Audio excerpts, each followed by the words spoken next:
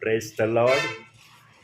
प्रभूच्या नावाला धन्यवाद देतो मी की देव बाप्पाने ही सुंदरशी वेळ दिलेली आहे आणि या वेळेमध्ये देवाच्या सानिध्यात बसण्यासारखा या जगामध्ये सुंदरसा वेळ कोणताच नाही आहे प्रियांनो.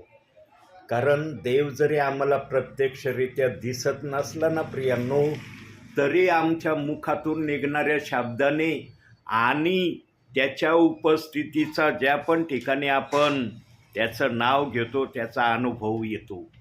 कारण ज्या ठिकाणी प्रभूचा आत्मा आहे त्या ठिकाणी सगळ्या गोष्टीची मोकळीकता आहे. तिथं कोणत्याही गोष्टीला बंदी नाही आणि प्रभू पण आपल्या विश्वासणाऱ्यांना सर्व प्रकारची कृपा त्याच्या उपस्थितीमध्ये आलेल्यांना पुरवतो. म्हणून आपण भक्तीची सुरुवात प्रार्थनेने करू. आपल्यामध्ये ब्रदर आहेत, प्रार्थना करतील. पवित्र पवित्र पवित्र पवित्र सन्निधीश परमेश्वर, खरोखर तू महान आहेस प्रभू.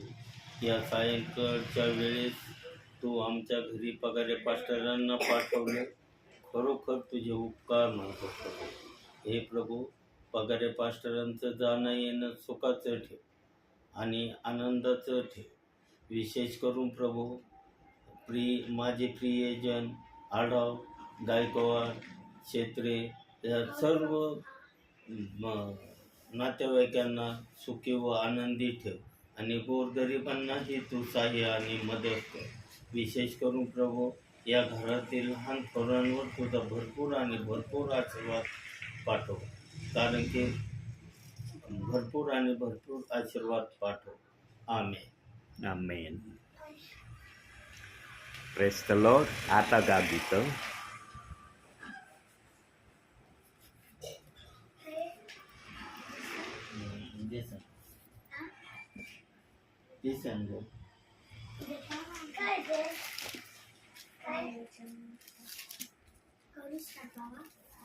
हो हो, मोबाईल देऊ.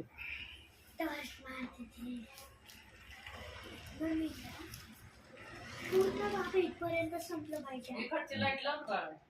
मधली लाईट बंद करेल, इकडची लाव. अजून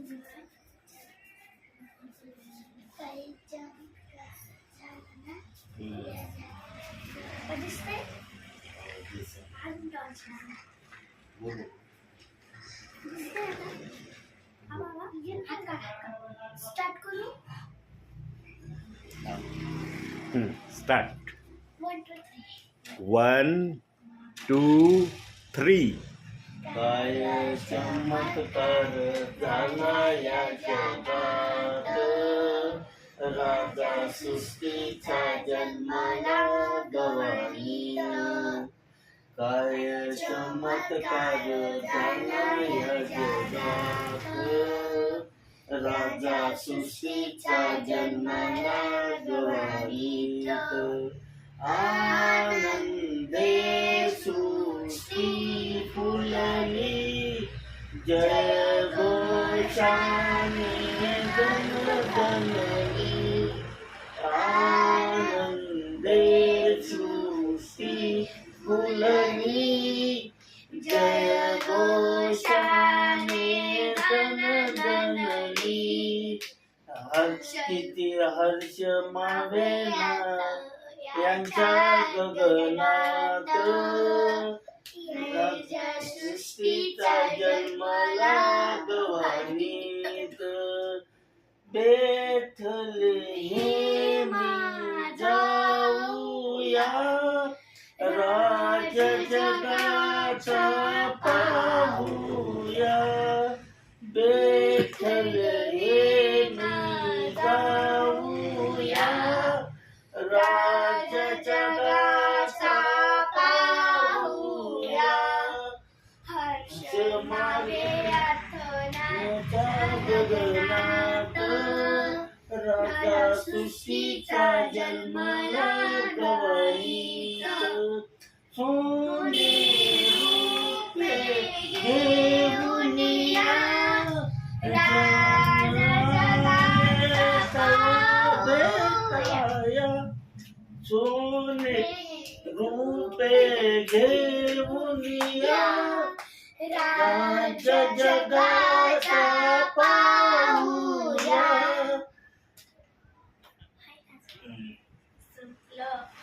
नाही दिसत. तुम्ही उलटच काहीतरी इकडे बोलत बघा. होता. अजून गायचं एक. तुम्ही काहीतरी उलटच बोलत होता बाबा याच्यामध्ये. हो नाही उलट नाही बाबा बरोबर बोल. बरोबर. अजून गायचा आराध्या. हा गाव कोणतं लवकर. काय? चल. हेच गाव का परत बाबा? नाही दुसरं गा ना. तुला गा ना आता.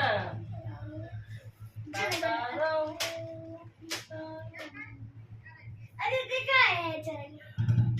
जनगण. तू त्यालाच ना. नाही, स्तुती आरती झाली. शाळेमधली प्रार्थना काय गं? मग पण तरी फुल चढावं. चल. हा,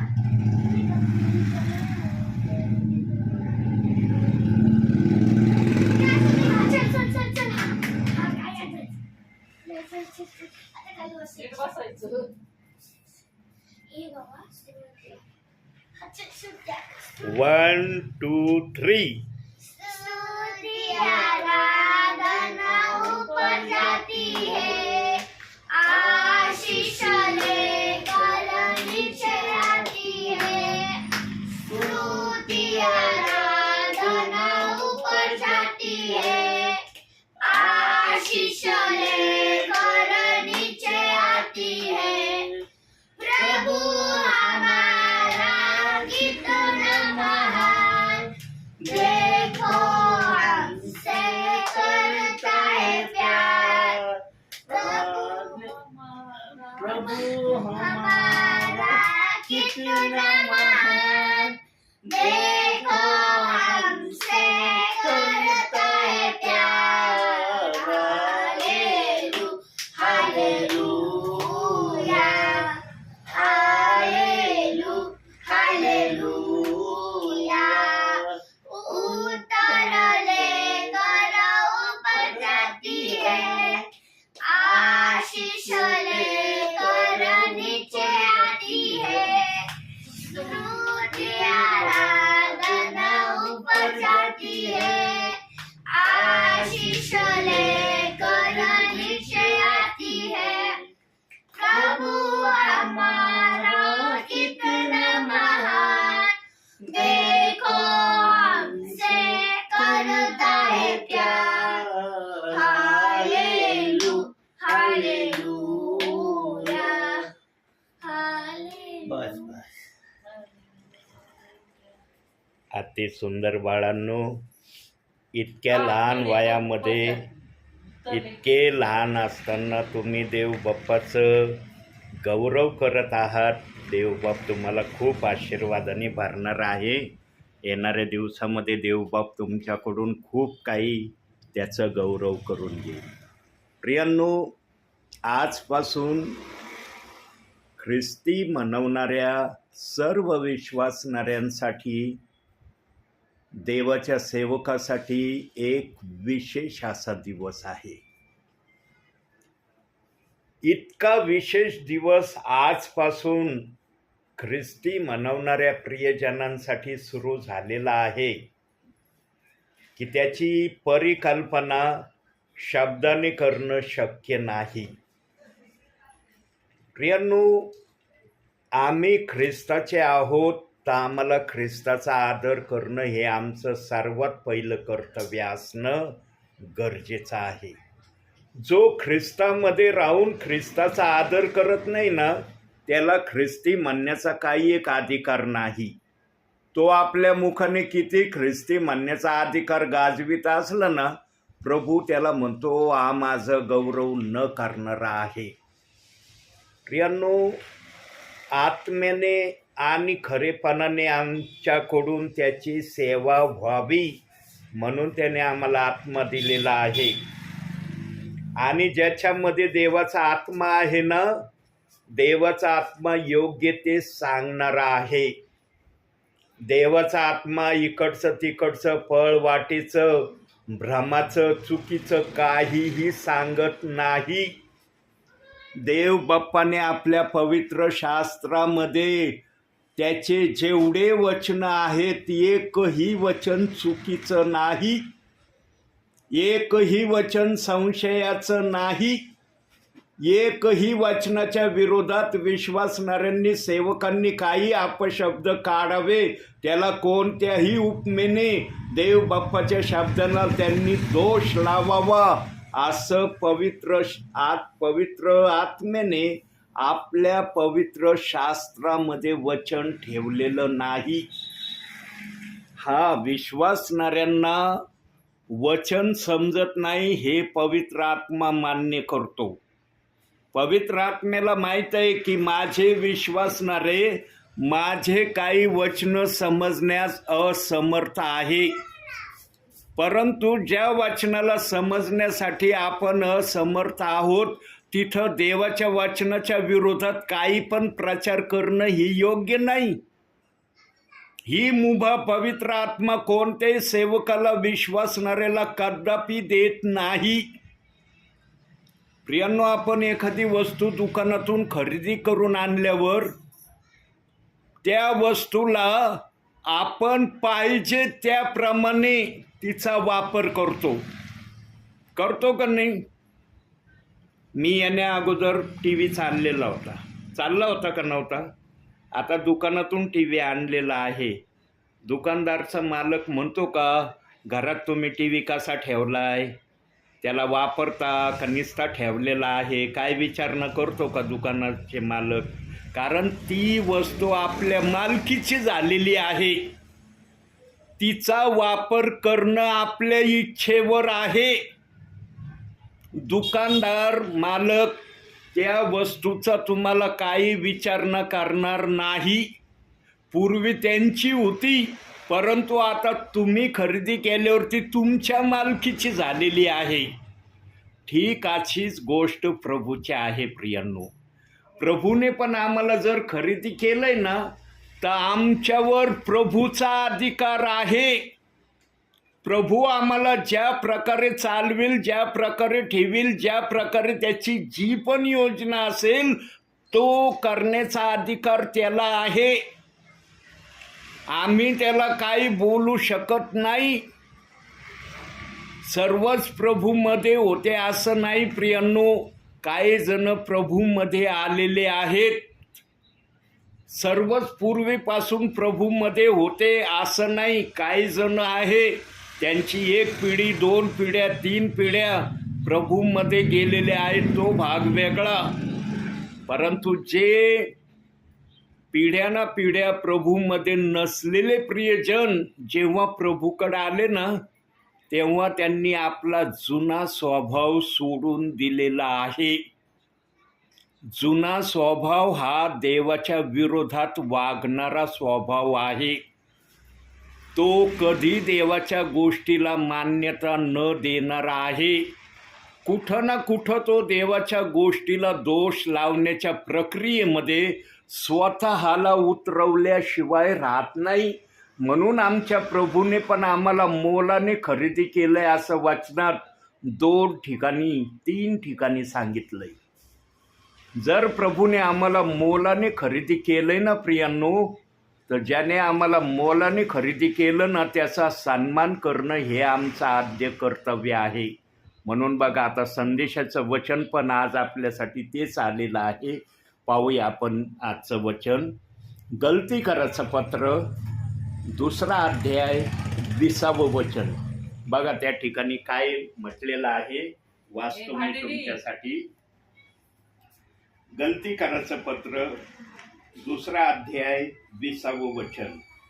मी ख्रिस्ताबरोबर वधस्तंभाला खिळलेला आहे आणि मी जगतो असे नाही, तर ख्रिस्त माझ्या ठायी जगतो.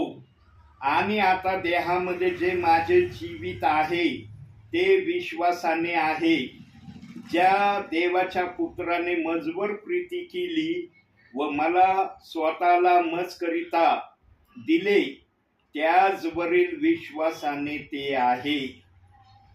प्रियांनो, आम्ही ख्रिस्ताबरोबर वधस्तंभाला खिळलेलो आहोत का? आज सर्वजण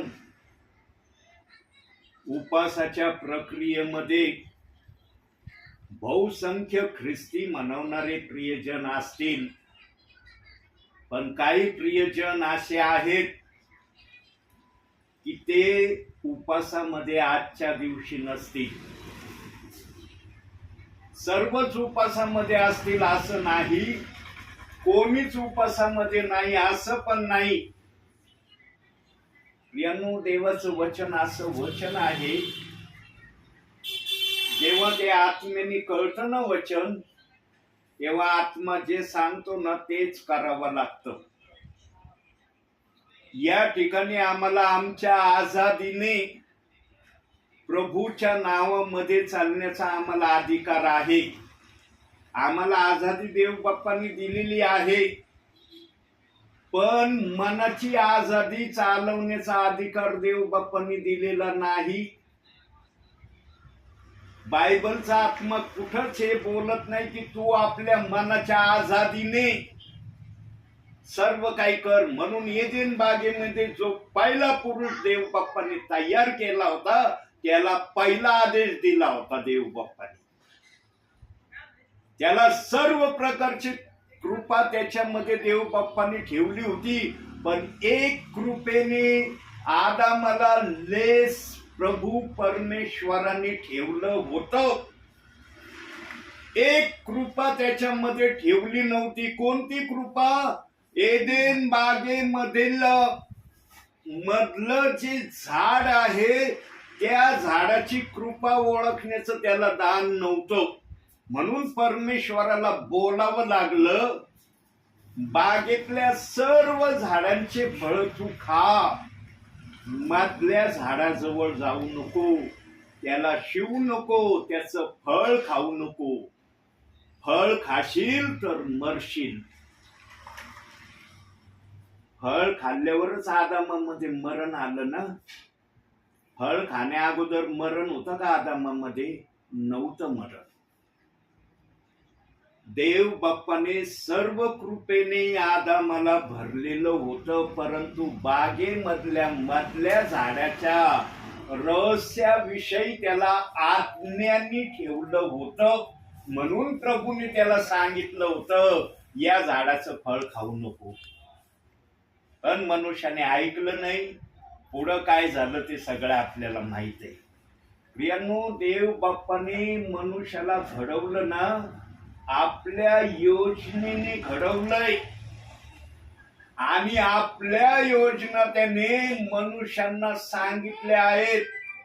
आदामाला एक आज्ञा एदेन बागेत देण्यात आली, ती त्यांनी पाळली नाही. म्हणून देव बाप्पाला कळलं की आता एक पाप जर आदामाने जगात आणलेला आहे, तर आकाशातल्या ताऱ्यापेक्षाही जास्त पाप या जगामध्ये मनुष्य करणार आहे. ना जगामध्ये आज पाप येतेत का मोजता? पाप येतेत मोजता कुणाला पाप? आम्ही प्रभूचे विश्वासणारे म्हणतो, सेवक म्हणतो, आम्हाला देखील म्हणण्याची हिंमत धाडस होते का प्रभूच्या उपस्थितीमध्ये की मी प्रभू मध्ये आहे, माझ्याकडून काहीच पाप होत नाही? नकळत झालेलं पाप देवबाप समजतो, परंतु जाणून बुजून जर आम्ही करतो की अरे हे देवाला आवडत नाही, हे पाप आहे, आम्ही केल्याशिवाय राहत नाही. प्रियांनो, का आम्ही करतो माहिती का? आम्हाला आमची कधी कधी प्रौढी, आमचा आदर्श किंवा आमचं जे काय असेल स्टेटस ते इतरांवर प्रगट करण्यासाठी आम्ही पापाच्या हद्दीतूनही आमच्या नावाचं स्टेटस टिकवण्याची आमची इच्छा असते. आम्ही कधीच प्रभूमध्ये राहून स्वतःला खालच्या पातळीला जाण्याच्या तयारीत राहत नाही. प्रियांनो, काही ठिकाणी विश्वासणारा सेवक जातो खालच्या पातळीला, ज्या पातळीला आमचा प्रभू येशू ख्रिस्त आमच्या पापासाठी गेला ना, त्या पातळीला कोणी जाऊ शकत नाही. कोणाची हिंमतही होणार नाही त्या पातळीपर्यंत जाण्याची. पण चुटपुटच्या गोष्टीसाठी आम्ही देव बाप्पाच्या विरोधात वागतो, विरोधात बोलतो, विरोधात चालतो. आणि जर शब्द आलाय मी ख्रिस्ताबरोबर वधस्तंभाला खिळलेला आहे. जर आपण वधस्तंभावर प्रत्यक्षरित्या जरी खेळलेलो नसलो, जसा येशू ख्रिस्त खेळलेला आहे, पण अप्रत्यक्षरित्या आम्ही कसं खेळलेलं वधस्तंभावर असलं पाहिजे. आम्ही जे प्रभूला आवडत नाही त्या गोष्टी जर आम्ही प्रभूमध्ये राहून केल्या नाही ना, तर आम्हाला त्या शब्दाप्रमाणे म्हणता येतं, मी ख्रिस्ताबरोबर वधस्तंभाला खिळलेला आहे. कारण देवाला आवडणाऱ्या गोष्टी जर आम्ही आमच्या जीवनात करतो, तर देव बाप्पाने मान्य करतो की हा खरोखर वधस्तंभावर खिळलेला आहे माझ्या नावाने. किती जणांना आज अधिकार वाणीने म्हणता येईल की मी वधस्तंभावर खिळलेला आहे ख्रिस्ताबरोबर?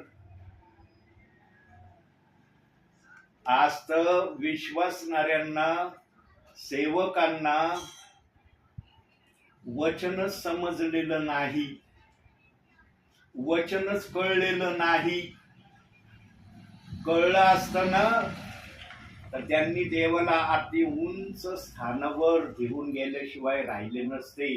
तरी ज्या परीने आज विश्वासणाऱ्याला, सेवकाला प्रभूला उंच करता येते, त्याच्यात देवबाप समाधानी आहे. देवबाप त्याही गोष्टीला नाकारित नाही. परंतु प्रियांनो, आम्हाला वचनाप्रमाणे आचरण करण्याची फार आवश्यकता आहे.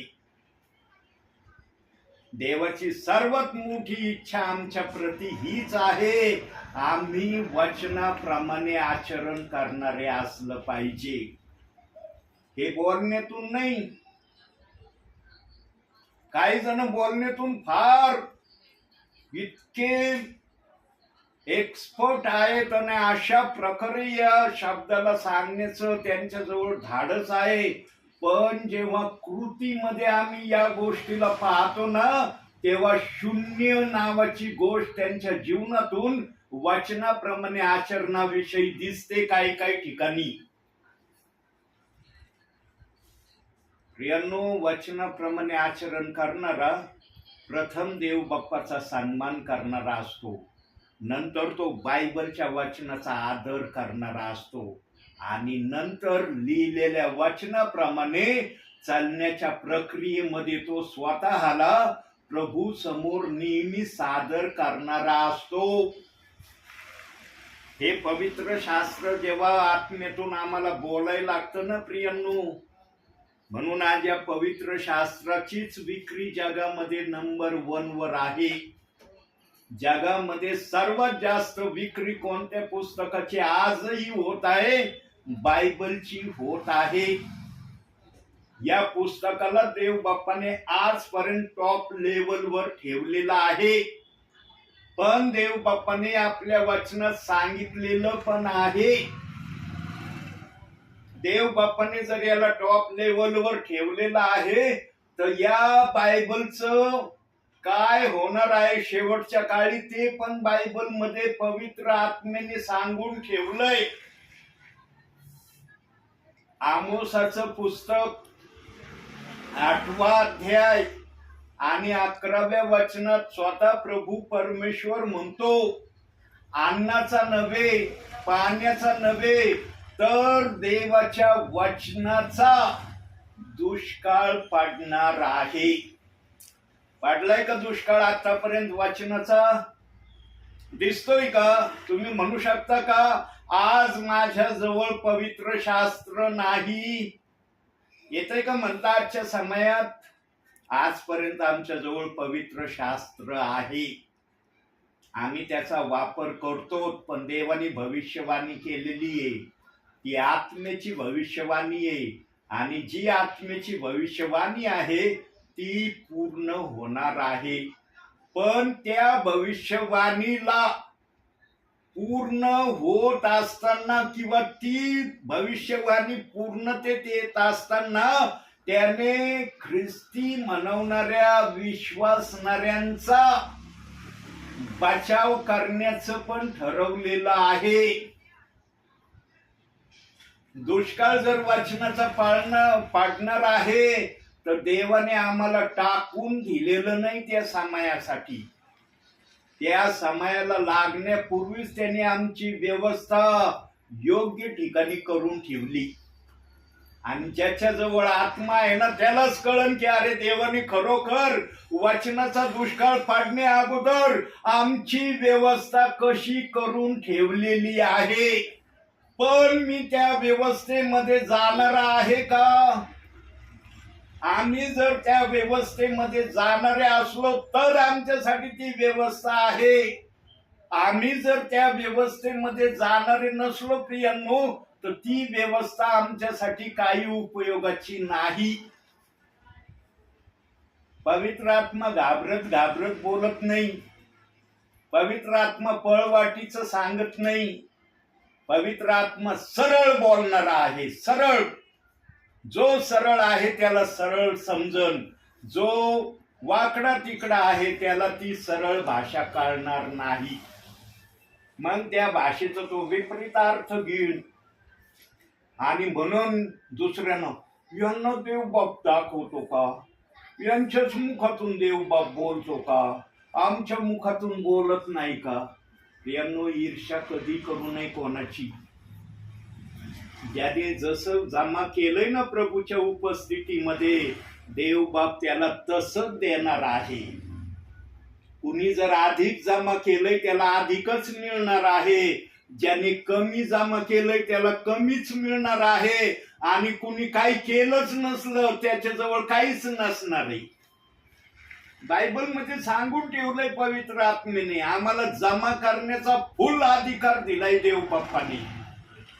पण हे जमा करणं आम्हाला पवित्र आत्म्याशिवाय जमणार नाही. बुद्धीने जमा करण्याचा प्रयत्न केला ना प्रियांनो आत्म्याचा आणि बुद्धीचा कधी मिलाप होऊ शकत नाही. बुद्धी बुद्धीच्या जागेवर आहे. आत्मा आत्म्याच्या जागेवर आहे. म्हणून आम्हाला आत्म्याने जर आत्मसात हे वचन करायचे असतील तर आम्हाला वचनाप्रमाणे वागणं गरजेचं आहे. दिखाव्याचं वागणं ना सर्वात धोक्याचं वागणं आहे प्रियांनो. दिखाव्याचं वागणं कधीच ख्रिस्तामध्ये करू नका. आत्म्याने खरेपणाने वागण्याची प्रक्रिया करा. आणि आत्म्याने खरेपणाने वागण्याची प्रक्रिया तोच करतो प्रियांनो ज्याच्यामध्ये आत्मा आहे. आणि ज्याच्यामध्ये तो आत्मा असतो ना तो शांततेने सगळं काही करतो. तो चिडचिड्या नसतो.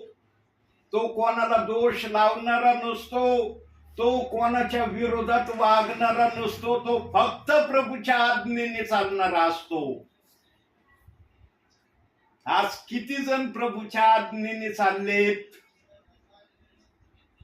किती जण चाललेत?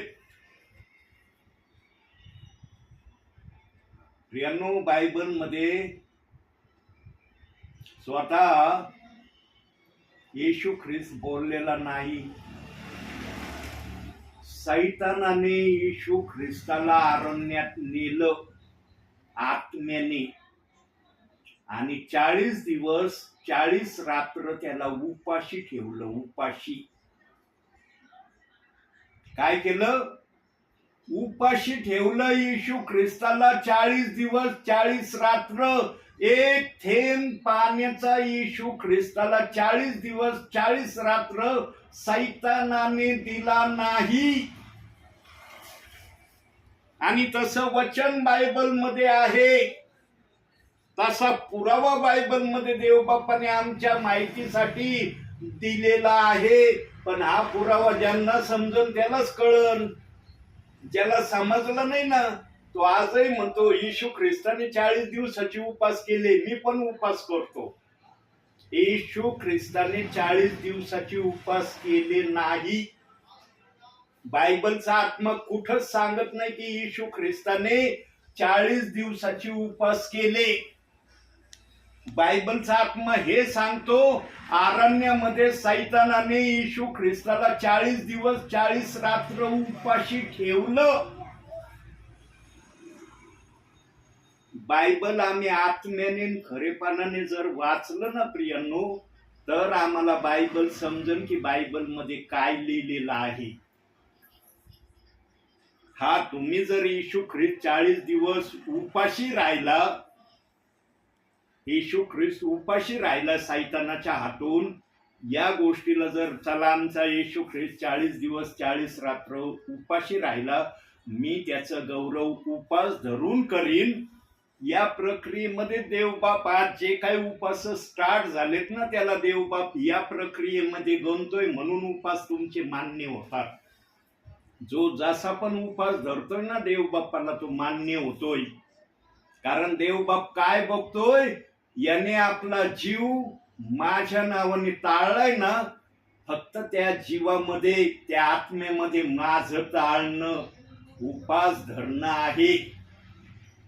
पण प्रियांनो, हा उपास धरत असताना याच्यामध्ये जसं बहीण शब्दीला स्वाद येण्यासाठी, चव येण्यासाठी चांगले मसाले वापरतात, तसा आमचा उपास देवाच्या नजरेमध्ये आशीर्वादित व्हावा, यासाठी दिवसातून 3 वेळेस आम्ही बायबल वाचून प्रार्थना करणं गरजेचं आहे. उपास धरलेल्यामध्ये आम्ही बायबल वाचित नाही, प्रार्थना करत नाही, कोणत्या वाचनाचं थोडस मनन करत नाही, मग तो नुसतं जीव ताळणं होतं. प्रियांनो, प्रभूच्या नावाने मी जीव ताळला, त्याच्यामध्ये प्रार्थनेचा स्वाद, बायबल वाचण्याचं आभार प्रदर्शन असणं गरजेचं आहे. तर त्या उपासाला देवबाप म्हणतो, चला ठीक आहे, त्यांनी माझ्या नावाने जे काय केलंय त्याला मी आशीर्वाद देतो. देव बाप्पाचा आशीर्वाद आहे या उपासाला, म्हणून हे उपास चाललेले प्रियांनो, हे लक्षात ठेवा. त्याने आशीर्वाद दिलेला आहे म्हणून चालले ते, नाही तर कोणत्या मनुष्याच्या सामर्थ्याने नाही हे उपास कधीच चालू शकत नाही. देवाचा आशीर्वाद आहे. चला, माझ्या लेकरांना माझं गौरव करण्याची इच्छा आहे, ते अशा प्रकारे माझं गौरव करण्याची इच्छा ठेवतात, देवबाप त्याला मान्यता देतो, म्हणून हे उपास चाललेत. मग वचनातून बघू. आता तुम्ही म्हणता की वचनातून दाखवलं नाही की येशू ख्रिस्त उपाशी राहिला, उपास नाही लागला. बघूया आपण वचन. मत्तेकृत शुभवर्तमान 4 अध्याय 1-2 वचन ध्यान देऊन ऐका. अरण्यात येशूची परीक्षा. तेव्हा सैतानाकडून येशूची परीक्षा व्हावी म्हणून आत्म्याने त्याला रानात नेले. दुसरं वचन. मग तो 40 दिवस व 40 रात्री उपाशी राहिल्यानंतर त्याला भूक लागली. 40 दिवस 40 रात्र उपाशी राहिल्यानंतर, उपास धरल्यानंतर नाही, उपाशी राहिल्यानंतर, म्हणजे सैतानाने त्याला उपाशी ठेवलं 40 दिवस 40 रात्र.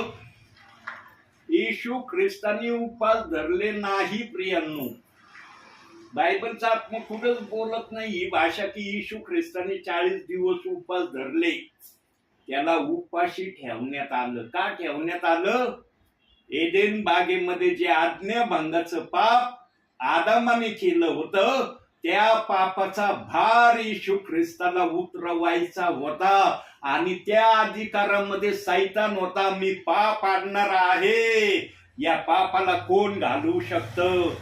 त्या पापाला घालवण्यासाठी येशू ख्रिस्त आला आणि त्याने त्या अधिकाराचा सैतानाने दुरुपयोग केला. अरण्यामध्ये येशू ख्रिस्ताला 40 दिवस उपाशी ठेवलं. सैतानाचा सर्व गर्व येशू ख्रिस्ताने ना अरण्यातच उतरवून टाकला होता. रिअल भाषेमध्ये अरण्यामध्ये सैतानाचा सगळा गर्व, मी जे पाप आणलं त्या पापाचं सगळं काही येशू ख्रिस्ताने अरण्यातच परत केलं होतं. पण सैतान असा हारलेला प्राणी आहे, तो कधी हार मानित नाही. म्हणून त्याने वध स्तंभावर येशूला खेळण्याची तयारी केली. तो वास्तविक पाहता अरण्यामध्येच हारला होता येशू ख्रिस्ताच्या द्वारे. आणि जेव्हा येशू ख्रिस्त म्हणाला अरे सैताना निघून जा, तेव्हा तो निघून गेला. तो म्हणला का नाही मी इथं थांबतो, मला थांबायचं इथं, तुम्हाला कोण म्हणणारा निघून जा म्हणून. येशू ख्रिस्ताच्या त्या पॉवरफुल शब्दानेच सैतान अरण्यामध्ये हारला आहे हे सिद्ध झालं होतं. पण सैतानाने हार नाही मानली. तो म्हणला मी एवढ्याच्या याच्यात हार मानायला तयार होणार नाही, तुला वधस्तंभावर मी खेळीन. इथं जर तू ती प्रक्रिया केली ना मग मी मान्य करीन मी हारलो तुझ्या समोर. जेव्हा येशू ख्रिस्ताने आपला प्राण सोडला त्या घटकेला सैतानाने मान्य केलं. म्हणून जे मारणारे होते ना, जे मारणारे होते ते सुद्धा म्हणले अरे खरोखर हा देवाचा पुत्र होता. जोपर्यंत मारित होते तोपर्यंत नाही म्हणले ते हा देवाचा पुत्र आहे. पण जेव्हा तो मरण पावला ना, काही एक शब्द न बोलता त्याने आपला प्राण सोडला, तेव्हा मारणारे सुद्धा म्हणले. आणि वचनात लिहिलंय तसं मारणारे म्हणले खरोखर हा देवाचा पुत्र होता. तिथं सैतानाने आपली हार मानली. जे मारणाऱ्यांच्या मुखातून हे शब्द निघले ना, हे शब्द त्या गोष्टीचं प्रमाण आहे की सैतानाने आपली हार मान्य केली. पर अरण्यात त्याने ही हार मान्य केली नाही. बघा कोणत्या वचनात येशू ख्रिस्त म्हणला सैतानाला, पाहूया आपण ते शब्द. 11वं वचन. मग त्याला 10वं वचनापासून बघू. तेव्हा येशूने त्याला म्हणाला अरे सैताना निघून जा, प्रभू तुझा देव याला नमन कर व केवळ त्याचीच उपासना कर असे लिहिले आहे. सैतानाने अरण्यात ना येशू ख्रिस्ताला पाया पाडण्याचं त्याने आव्हान केलं. सगळं जगातलं देतो तुला मी, जे काय पृथ्वीवर दिसतंय ना तुला नेत्राने हे सगळं माझंय, हे एका सेकंदात तुला देतो, फक्त तू मला नमन कर.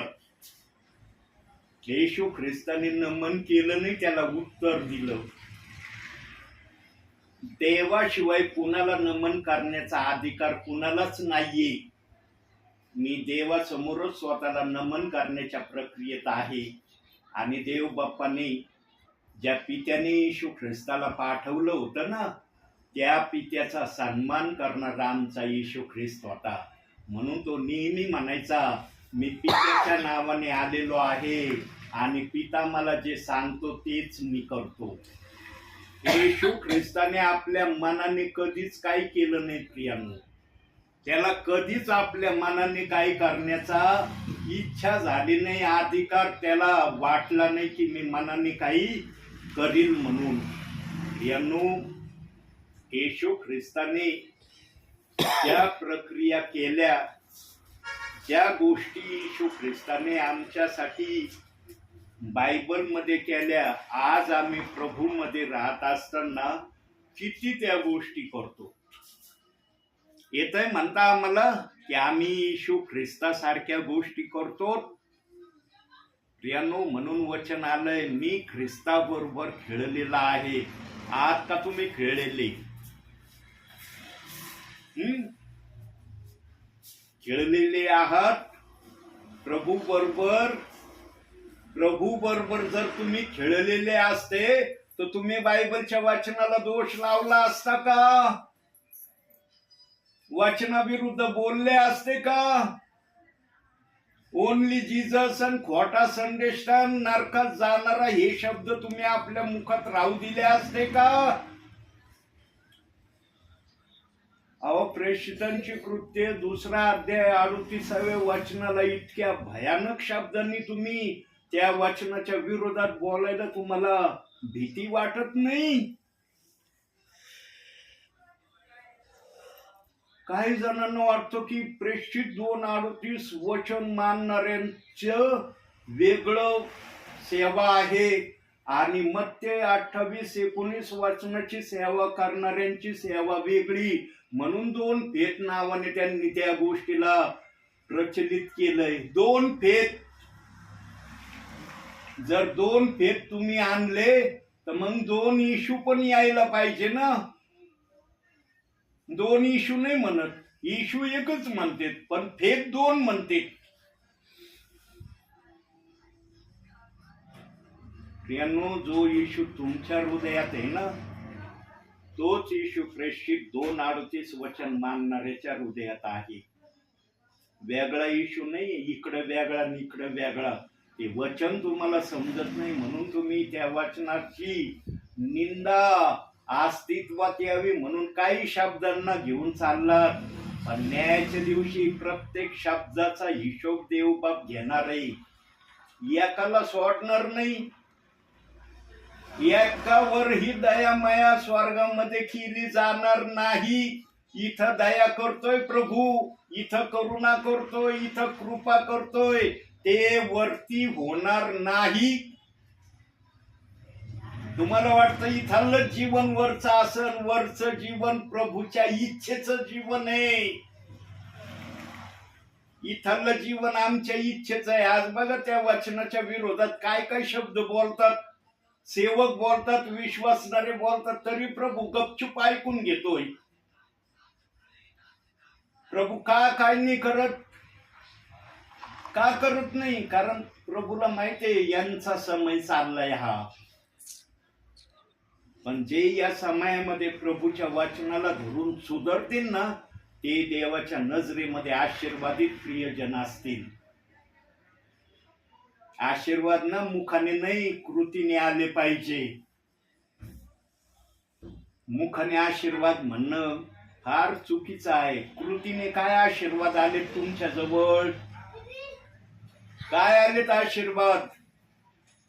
सर्वात मोठा आशीर्वाद देव बाप्पाने काय दिलाय माहिती का मनुष्य मात्राला, विश्वासणाऱ्याला? योहान 14:27 वचनात त्यांनी सांगितलंय, मी आपली शांती तुला देईन.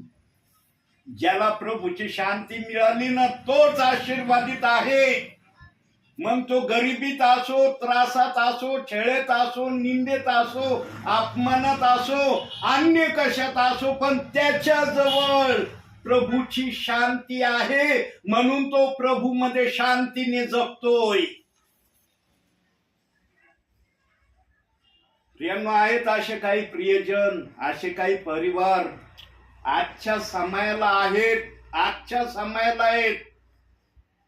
फार संकटांनी त्रासलेत, ते वैतागलेत, सैतान वैतागलेत, संकट पाहू पाहू त्रासलेत. संकटांना बघून नको नको वाटतंय त्यांना संकट जीवनामध्ये, तरी ते प्रभूमध्ये आज आहेत. का आहेत? कारण प्रभूची शांती म्हणून आहेत ते. प्रभूची शांती निघून गेली ना, एका सेकंदात ते प्रभूपासून दूर जातील. उदळ्या पुत्राला एवढं ऐशो आरामाचं जीवन होतं त्या घरामध्ये, पण त्याला तिथं राहणं पसंत पडलं नाही. तो म्हणला, मला माझा हिस्सा पाहिजे, मला जायचंय मनमानीने कुठं, पण तो माझा हिस्सा घेऊन. आणि बाप म्हणला, ठीक आहे, तुला हिस्सा पाहिजे, देतो मी. बापाला माहित होतं हा हिस्सा घेऊन गेल्यावर, पैसे संपल्यावर याची परिस्थिती फार वाईट होणार आहे. ते बापाला माहित होतं. पण ज्या मुलाला समजण्याचं ज्ञान नसतं ना, तो आपलीच जिद्द चालवितो. नाही, मला असंच पाहिजे, असंच मी करणार. आज देवाचा आत्मा सांगतोय, बायबलचं कोणतंही वचन दोष लावण्याचं नाही. किती जण ऐकतेत आज? किती जण ऐकतेत? उपासात गेलात ना, उपास धरले ना आज प्रभूच्या नावाने. प्रभूचा आत्मा म्हणतो का माझ्या वचनाला दोष लाव? लिहिलंय का वचनामध्ये? दाखवा बायबलमध्ये कुठं लिहिलंय देवाच्या आत्म्याने माझ्या वचनाला दोष लावून माझ्या नावामध्ये चल. दाखवा हा शब्द बायबलमध्ये. जे बायबलमध्ये लिहिलेलं नाही ना, ते जर अस्तित्वात आज आणलंय ना कोणी, तो सर्वात देवाच्या नजरेमध्ये दोषी आहे. मग तो कोणीही असो, आणि ज्याने हा दोष आणलाय त्याच्या दोषाप्रमाणे जे कुणी आज चालले ते पण त्यांच्या नजरेमध्ये तसेच दोषी आहे, जसं ज्यांनी दोष या वचनाचा आणलाय. साधं वचन समजतं काय देवाचं? साधं वचन समजतं? आत्म्याने लिहिलेलं वचन आहे ते. आत्म्याच्या वाचनाला तुमची बुद्धी काही बोलती? ओनली जीसस आहे, खोटा संदेश आहे, नरकात जाणार आहे.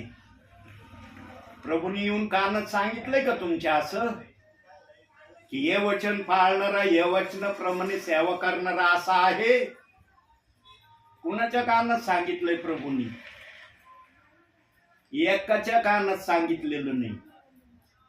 प्रभू आपल्या वचनाचा दोष कधी विश्वासणाऱ्याला सांगन का? दोषाचं वचन पवित्र आत्मा लिहिल का आपल्या पवित्र ग्रंथात? बघा मनुष्याची पातळी कुठपर्यंत गेली. आदामाने एदेन बागेत फक्त आज्ञा भंगाचं पाप केलं, पण मनुष्य आज कोणत्या पापापर्यंत पोहोचलाय? वचनाला दोष लावण्यापासून मनुष्याने आज माघार घेतलेली नाही.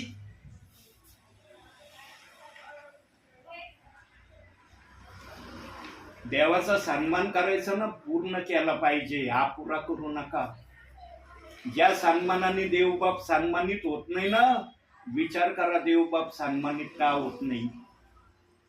त्याने आकाश पृथ्वी नाही तशी होण्याचा अधिकार मान्य केलाय, आपल्या वचनाला दोष लावण्याचा अधिकार मान्य केलेला नाही. त्याने बायबल मध्ये काना मात्र देखील या बायबल मधून माझ्या वाचनातून जाणार नाही एवढी सुरक्षितता आपल्या वाचनाची ठेवलेली आहे. पण मनुष्याने एका वाचनाला काय काय बोलून मोकळे झालेत. इतकी भयानक निंदा आहे ना प्रेषित 2:38 वाचनाची काही जणांच्या मुखामध्ये. यांनो लाल पिवळे होतात काही जण ते वाचनाचा रेफरन्स ऐकला की लाल पिवळे होतात. आणि इतके लाल पिवळे होतात तर सेवकाला हाकलून देतात घरातून, निघ बाहेर, येऊ नको पुन्हा आमच्या घरी. अरे तुरीची भाषा बोलतात सेवकाला, उद्धटतेने बोलतात सेवकाला, निघ बाहेर, परत येऊ नको आमच्या घरी. इतके राग त्यांना येतोय त्या वाचनाचा. सांगा प्रभूच्या दरबारात गेल्यावर प्रभूने जर विचारणा केली, माझा दास मी आत्म्याने पाठवित होतो, त्याला तो हाकलून दिलं, आणि जो आत्म्याने सेवा करतो ना तो कधी कोणाचा विरोध नाही करत, हे लक्षात ठेवा. त्याला आत्मा कधीच समोरच्या व्यक्ती बरोबर तसाच विरोध करण्याची प्रेरणा देत नाही. हा तो वचनाप्रमाणे समजून सांगण्याची प्रक्रिया जरूर करील, पण एखाद्याला वचनच नाही कळू राहिलं मग तो शांत राहतो. याला वचन नाही समजू राहिलं मग तो अनमोल मोतीनं टाकायचं बंद करतो. आणि मग जो विश्वासणारा म्हणन ना सेवकाला, गपचूप सेवक तसा करतो. ज्या ज्या विश्वासणाऱ्यांनी, ज्या ज्या परिवारांनी मला घरातून बाहेर काढले ना, त्यांच्याकडे आजपर्यंत देवाने मला पाठवलं नाही पाठवलं देवाने मला. कारण सेवक तुमच्या घरी येत नाही, देव तुमच्या घरी येतो. सेवक हा फक्त मातीच्या स्वरूपाने आलाय, पण त्याच्यामध्ये जो आलाय ना तो देवाचा आत्मा आलाय. बघा बायबलचं वचनाशिवाय आहे का काही? ना वही आहे ना कागद आहे. बोलतोय ना वाचनातून, थांबलोय का बोलण्याचं? कारण पवित्र आत्मेला जोपर्यंत बोलायचंय तोपर्यंत पवित्र आत्मा बोलल्याशिवाय राहणार नाही. उपास धरले अतिशय चांगली गोष्ट आहे प्रियांनो. देवाच्या नावाने उपास धरले तुम्ही. उपास काय तुम्ही स्वतःच्या नावाने धरलेले नाहीत, पण उपास जर धरलेले आहे ना देव बाप्पाचे, तर देव बाप्पाचा पूर्ण सन्मान करा, पूर्ण आदर करा देव बाप्पाचा. आणि उपासामध्ये शक्यतो ही विनंती ठेवण्याचा प्रयत्न करा, देव बाप्पा माझ्या मनामध्ये प्रेषितांची कृत्य 2 अध्याय 38 वचनाचा तिरस्कार का आहे? मी त्या वचनाचा तिरस्कार का करतो? त्या वचनाच्या विरोधात मी काही पण का बोलतोय? सेवकाला खोटा संदेश म्हणण्याची हिंमत मी आज ठेवतोय कशामुळं? हे उपासामध्ये देव बाप्पाकडे ठेवा. देव बाप तुम्हाला 40 दिवसात याचं उत्तर सांगन. देवाला पसंत पाडणारा उपास धरा प्रियांनो. देवाला पसंत पडल आणि त्याच्यामध्ये सुवासिक स्वाद येईन ना, त्या गोष्टी उपासात ठेवा. म्हणजे देवबाप तुमच्या उपासाला आशीर्वाद देईन. नाहीतर 40 दिवसापुरतं फार धार्मिकतेचं जीवन जगायचं. 40 दिवस संपले की जैसे थे वैसे हम हो गए. काय उपयोग त्या उपास धरण्याचा? फक्त 40 दिवसापुरते तुम्ही नम्र झाले काय प्रभू समोर? 40 दिवसानंतर आपल्या मनाचं जीवन. प्रियांनो, उपास ज्या प्रकारे तुम्ही आज सुरू केलेत ना, असंच 365 दिवस प्रभू समोर तुमचं आचरण ठेवा. देव बाप तुम्हाला विपुल आणि भरपूर आशीर्वादाने आशीर्वादित केल्याशिवाय राहणार नाही. शारीरिक जीवनात पण, आत्मिक जीवनात पण. बघा वचन, अरण्यात सैतानाने येशू ख्रिस्ताला 40 दिवस 40 रात्र उपाशी ठेवलं. उपास नाही धरले त्यांनी, उपाशी ठेवलं. उपाशी ठेवणं आणि उपास धरणं या 2 गोष्टी आहेत, ती एक गोष्ट नाही. आम्ही जर उपाशी राहिलो तर तो उपाशी राहणं आहे आमचं. हा, आम्ही जर प्रभूच्या नावाने उपास धरला तर तो उपास आहे. येशू ख्रिस्ताने उपास धरलाच नाही. बायबलचा आत्मा कुठंच सांगत नाही येशू ख्रिस्ताने 1 दिवसाचा उपास धरला. अख्ख्या शुभ वर्तमानामध्ये मी कुठंच वाचलं नाही येशू ख्रिस्ताने 1 दिवसाचा उपास धरला. पण त्याने शिष्यांना सांगितलं आपल्या शुभ वर्तमान काळाच्या सेवेमध्ये की अतिशय भयानक सैतानाची ही जात उपास आणि प्रार्थना याशिवाय जात नाही. हे शिष्यांना सांगितलं. जेव्हा शिष्य 1 जणाचं भूत काढायला गेले आणि त्यांच्याकडून ते भूत निघलं नाही, प्रभू आले तेव्हा प्रभूला पाहताच ते भूत निघून गेलं. तेव्हा शिष्य म्हणले, प्रभू हे सैतान, हे भूत आमच्याच्याने का निघून गेलं नाही? तुला पाहिलं बरोबर ते निघून गेलं, आमच्याच्याने का गेलं नाही? तेव्हा प्रभू म्हणला, येशू ख्रिस्त म्हणला, ही जात उपास आणि प्रार्थना याशिवाय निघून जात नाही. पण येशू ख्रिस्त हे नाही म्हणला मी उपास धरलाय आणि मग ही जात निघून गेली. येशू ख्रिस्ताने कुठंच उपास धरला नाही. अख्ख्या शुभ वर्तमानामध्ये 1 दिवसाचा 1 घंट्याचा उपास येशू ख्रिस्ताने धरलेला नाही. आत्म्याने वचन आम्ही समजलो ना प्रियांनो. आत्म्याची भाषा निराळी भाषा आहे आमच्या बुद्धीपेक्षा. आमची बुद्धीची भाषा ना देवाच्या आत्म्याबरोबरची भाषा नाही. आत्म्याची भाषा समजण्यासाठी आत्माच पाहिजे आणि तो आत्मा तुमच्यामध्ये असणं गरजेचं आहे. असला तर कळन. तो आत्माच नाही तुमच्या जवळ, काय कळणार आहे तुम्हाला? म्हणून योएल संदेशाला कनिष्ठ संदेष्टा होता. देवाच्या आत्म्याने त्याला दाखवलं की माझे विश्वासणारे आत्म्याविना माझ्या नावामध्ये राहणार आहेत. म्हणून त्याने भविष्यवाणी केली योएल 2:28 मध्ये, शेवटल्या काळी प्रभू आपल्या आत्म्याचा वर्षाव करील. तरुणांवर करीन, तरुणींवर करन, वृद्धांवरही करीन. वृद्धांना देखील त्यांनी माग टाकलं नाही की फक्त तरुण आणि तरुणींवरच आत्म्याचा वर्षाव होईल, वृद्धांना देखील त्या आत्म्यामध्ये देव बाप्पाने समाविष्ट केलंय. आणि हा अंतिम समय चाललाय.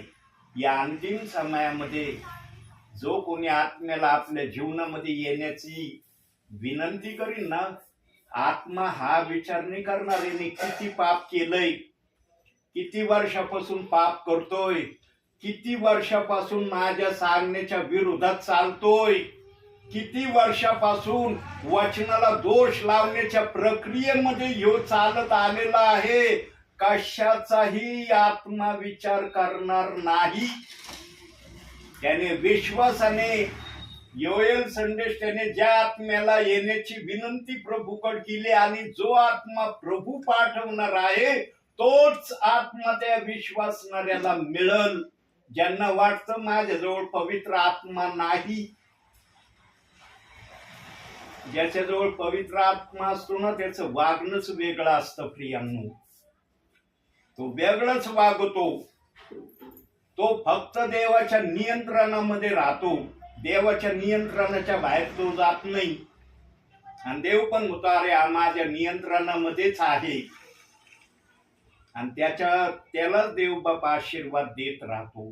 मग तो सेवक असो, विश्वासणारा असो.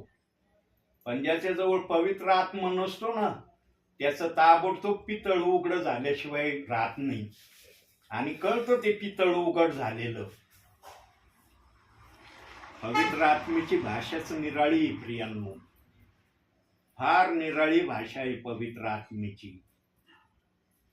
उपास धरलेत ना प्रियांनो, तो उपासाला साजेल अशा विनंत्या 40 दिवस प्रभूला करा. प्रभू मला वचनाला दोष लावण्याच्या प्रक्रियेतून मुक्त कर. मी वचनाला दोष लावणारा होऊ नये. मी मान्य करतो मी वचनाला दोष लावित आहे. त्या वचनाच्या विरोधात काही बोलत आहे मी सेवकाला, विश्वासणाऱ्याला. मी आतापर्यंत जे जे पाप केलंय ना त्या वचनाच्या विरोधात, या 40 दिवसात देव बाप्पा मला तू कृपया करून, माझी विनंती आहे तुला, मला ते वचन समजावून सांग. वचन समजून सांगितलं ना प्रियांनो, पवित्र आत्मा तुमच्यामध्ये आला. जेव्हा देव बाप्पाने मला त्या वचनाविषयी सांगितलं ना, आणि जेव्हा मी होय म्हणलो ना, प्रभू मी आता या वचनाप्रमाणे करण, तेव्हाच प्रभूने मला पवित्र आत्मेच्या सामर्थ्याने भरलं. तेव्हाच भरलं. आणि जेव्हा बाप्तिस्मा घेतला तेव्हा आकाशात मला चिन्ह दाखवलं प्रभूंनी की तुला मी आशीर्वादित केलं आहे. आज निर्भीडपणे 2007 पासून 2026 चाललंय. निर्भीडपणे देवाच्या आत्म्याच्या प्रेरणेने सेवा करतोय. अनेकांनी मला त्रास दिला, काय काय माझ्यावर प्रक्रिया करण्याचा प्रयत्न केला की हा प्रेषित 2:38 वचन सोडून देईन आणि पुन्हा त्या वाचनाकडे, ज्या वाचनात हा होता. अहो ज्याला देव बाप्पाने आशीर्वाद दिलाय त्याला त्या आशीर्वादातून कोणाला बाहेर काढता येईल. जगणे हे ख्रिस्त मला, मरणे हा लाभ, हे ब्रीद वाक्य ज्याने आपल्या जीवनाचं बनवलंय ना तो कधीच वाचनाला दोष लावणार नाही. आज बहुतेक जण म्हणतात जगणे हे ख्रिस्त मला, मरणे हा लाभ. देवाचं वचन म्हणतं का वाचनाला दोष लाव? म्हणतोय देवाचा आत्मा वचनाला दोष लाव? दाखव कुठं लिहिलंय वचनाला दोष लाव? पण असे काही प्रभूचे वचन बोलणारे आहेत काही जण, जो वचनाला दोष लावित नाही ना त्यालाच वाक्य शोभतं जगणे हे ख्रिस्त मला, मरणे हा लाभ. कारण तो वचनाच्या विरोधात नाही, देवाच्या संमतीत आहे. जो वचनाला दोष लावतोय तो कशाच्या संमतीत चाललाय प्रभूच्या नावाने विचार करा. स्वतःच विचार करा की मी वचनाला दोष लावतोय, मी कोणत्या संमतीमध्ये प्रभूमध्ये चाललोय. स्वतःच आत्मपरीक्षण करा. म्हणून दुसरे करंती 13व्या अध्याय 5व्या वचनात एक शब्द प्रभूने अशा विश्वासणाऱ्यांसाठी, सेवकांसाठी ठेवलाय. वाचू आपण तो शब्द प्रत्यक्षरित्या. दुसरे करंती 13वा अध्याय 5वं वचन बघा काय म्हणतंय ते. तुम्ही विश्वासात आहात किंवा नाही याविषयी आपली परीक्षा करा. आपली प्रतीती पहा. येशू ख्रिस्त तुम्हामध्ये आहे असे तुम्ही स्वतः संबंधाने समजताना, नाहीतर तुम्ही कसोटीस उतरलेले नाही. तुम्ही कसोटीस उतरलेले नाही म्हणजे काय? तुम्ही देवाच्या इच्छेप्रमाणे चालणारे नाही. देवाचं वचन नाहीये, हे मी नाही लिहिलं, हे देवाने लिहिलंय आणि देवाचाच आत्मा बोलतोय. माझी बुद्धी नाही याचा अर्थ सांगू राहिली. देवाच्या कसोटीत जर उतरायचं आहे तर वचनाला दोष न लावणं हाच एक पर्याय आहे त्यासाठी. अन्य दुसरा पर्याय देवाच्या मते नाही. जेव्हा ही भाषा सर्वांना कळन ना, तेव्हा वचनाला दोष लावणं आपोआप बंद होऊन जाईल. काय चाललंय आज? काय चाललंय विचार करा. देवाचा आत्मा आपले विचार प्रगट करतोय. देवाच्या विचाराप्रमाणे आजची परिस्थिती विश्वासणाऱ्यांमध्ये चालली का? चालली का त्याप्रमाणे? देव बाप्पाला वचनाचा विरोध अजिबात मान्य नाही. कोणत्याही सबबीवर मान्य नाही. त्याच्यासाठी देवबाप कोणती रिस्क स्वीकारित नाही. देव फक्त म्हणतो मला मान्य नाही. आत्मा आत्म्याच्या विरोधात कधीच वचन देणार नाही. या आत्म्याने लिहिलंय ना, आत्मा आत्म्याच्या विरोधात कधी जाणार नाही. 2 बाप्तिस्म्याचे वचन दिलेत, 1 बाप्तिस्मा घ्यायला सांगितलंय ना. 1 बरोबर 1 बरोबर 1च येतं. गुणाकारामध्ये बघा, 125 नी एकाला भागा, गुणाकार करा, त्याचं उत्तर 125च येणार. ते कमी होणार नाही, जादा होणार नाही. 1 गुणिले 1 उत्तर 1च येणार. 2 नाही येणार त्याचं उत्तर. 1 गुणिले 1 म्हणजे 2 नाही बनत. 1 गुणिले 1 म्हणजे उत्तर 1. तसं 1 बरोबर 1. पण काही जणांनी 1 बेरीज 1 म्हणजे 2, त्यांनी बेरीजची खून लावली म्हणून त्यांना 2 बाप्तिस्मेचे वचन वाटतात. त्यांनी 1 गुणिले 1 किंवा 1 बरोबर 1 हे गणित जर घेतलं ना तर 1च उत्तर येणार. इकडचा 1 बाप्तिस्मा घेतला 1च आहे, इकडचा घेतला 1च आहे, ते 2 नाही बनत. हा, तुम्ही जर बेरीजची खून लावली मग 2 बनते. तुम्ही प्लसची खून लावली तर 2 होते, 2 बनन. पण तुम्ही जर गुणाकाराची खून जर लावली, बरोबरची खून जर ठेवली तर 1च उत्तर येणार. देवबाप उगाच नाही म्हणला 2 वचन ठेवले आणि 1 बाप्तिस्मा घ्या, अधिकारानं बोलला. का बोलला? कारण ज्याला या अधिकाराची भाषा कळन तोच तसं करणार आहे.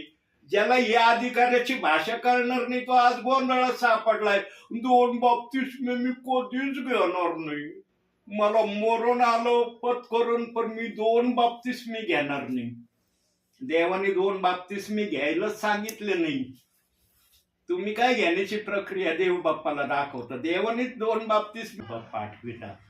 आजच्या या छोट्याशा संदेशातून देव बाप तुम्हाला आणि मला भरपूर आणि भरपूर आशीर्वाद देऊ. आमेन. डोळे बंद करा प्रियांनो.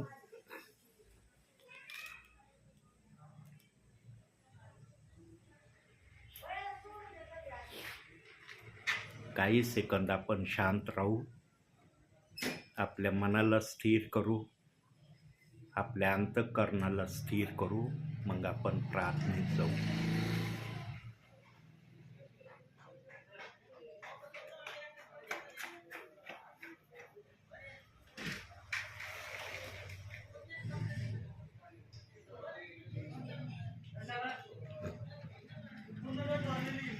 स्वर्ग है उसका सिंहासन सिंहासन, पृथ्वी बनी है आसन आसन। स्वर्ग है उसका सिंहासन सिंहासन, पृथ्वी बनी है आसन आसन। आकाश उसकी महिमा बताए, हस्तकला को दिखाए। सारी सृष्टि उसकी रचना, उसका ही है प्रताप। ओ जय जयकार, जय जयकार करे। हो जय जयकार, जय जयकार करे। होय प्रियांनो, आम्हाला फक्त देवाचा जय जयकार करण्याचा अधिकार आहे, त्याच्या नावाला उंच करण्याचा अधिकार आहे. त्याने आम्हाला आपल्या राज्यात घेतलं म्हणून त्याची महिमा, त्याची आराधना, त्याची स्तुती करणं हेच आमचं आद्य कर्तव्य आमच्या जीवनाचं आम्ही ठेवलं पाहिजे. प्रभू दयाळू आहे, कनवळू आहे, कृपाळू आहे. तो आमच्याकडं सदोदित त्याचं लक्ष आहे. तो आम्हाला एक क्षणभरही आपल्यापासून कधी दूर ठेवण्याच्या प्रक्रियेत नाही. म्हणून त्या प्रभूला आपण धन्यवाद देऊया, त्या प्रभूला आपण उंच करूया, त्याचा जय जयकार आपल्या मुखाने सदोदित करण्यामध्ये स्वतःला ठेवूया. प्रियांनो, स्वर्गीच्या बापा, आज या परिवारात तू आत्म्याने आणि खरेपणाने तुझी उपस्थिती सेवकाच्या द्वारे तू दाखवलेली आहे. आणि आजचं वचन या प्रियजनांसाठी जे आलेलं आहे माझ्या बापा, केवळ एका शब्दातून बोललास माझ्या बापा, एका वाचनातून आज तू बोलला नाही माझ्या बापा. केवळ गलती करायचं पत्र 2 अध्याय 20व्या वाचनाच्या पहिल्या शब्दातून तू बोलला माझ्या बापा. मी ख्रिस्ताबरोबर वधस्तंभाला खिळलेला आहे. एवढ्याच एका वाक्यातून तू आज वचनातून बोललेला आहे. खालचे वाक्य तर तू बोललाच नाही माझ्या बापा. खालच्या वाक्यातून तुला काय बोलणं आवडलंच नाही. केवळ एवढे एका शब्दातून, एका वाक्यातून तू एवढ्या वेळ या प्रियजनांशी विचारातून आणि वचनातून बोलला माझ्या बापा. पण जेव्हा तुझं बोलणं थांबलं तेव्हा तुझ्या दासाला काहीच सुधारलं नाही की मी आता काय बोलू, काय सांगू. कारण आत्मा जर थांबला बोलायचा, सेवकाला कधीच काय बोलणं शक्य नाही. स्वर्गीच्या देवा, आजच्या या सर्व तुझ्या संदेशासाठी आम्ही तुझे मनपूर्वक आभार मानतो. तुला धन्यवाद देतो माझ्या बापा. तुला आमची गरज आहे माझ्या बापा. तू आम्हाला अनाथ असे सोडणार नाही. हे जे बोललेलं आहे ना माझ्या बापा, तू बोलून दाखवणारा देव नाही, तू करून दाखवणारा देव आहे. खरंच आम्हाला तू अनाथ असं सोडलेलं नाही माझ्या बापा. आमच्याबरोबर तू आहे, आमच्याबरोबर तू राहतो माझ्या बापा.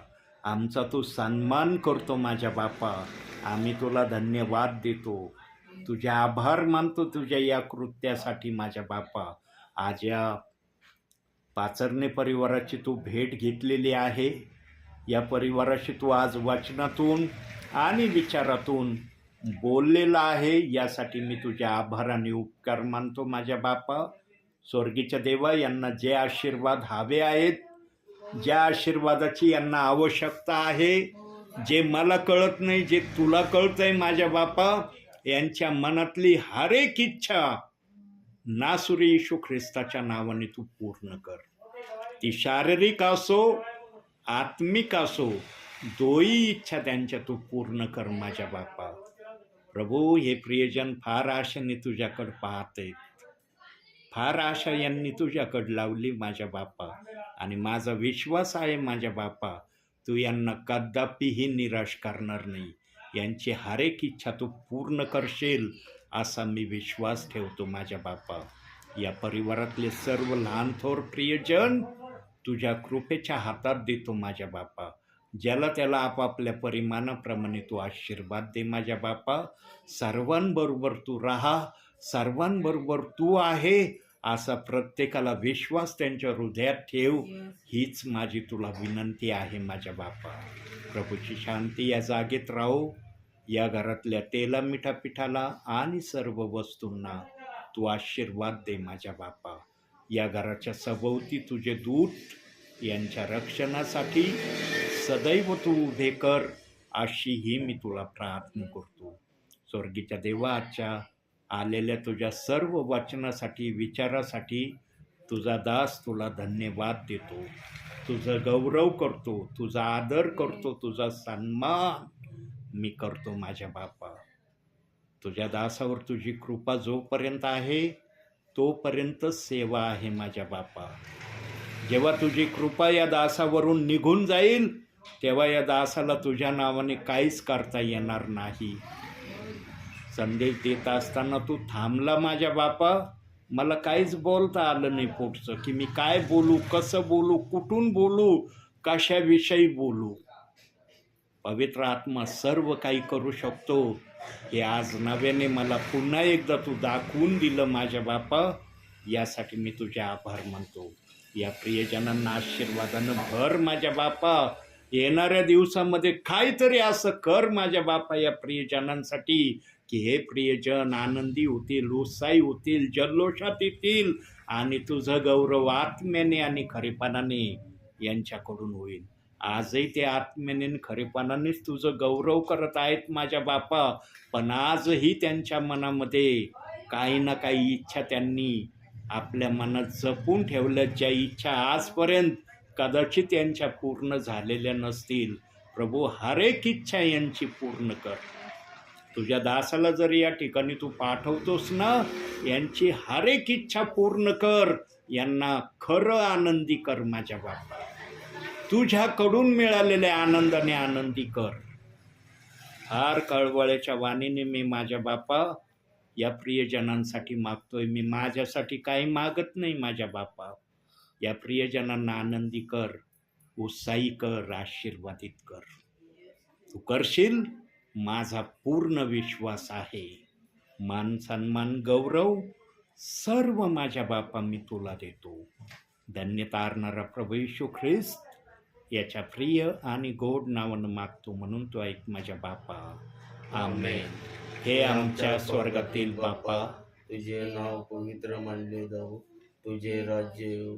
जसे स्वर्गात तसेच पृथ्वीवर तुझ्या इच्छेप्रमाणे हो.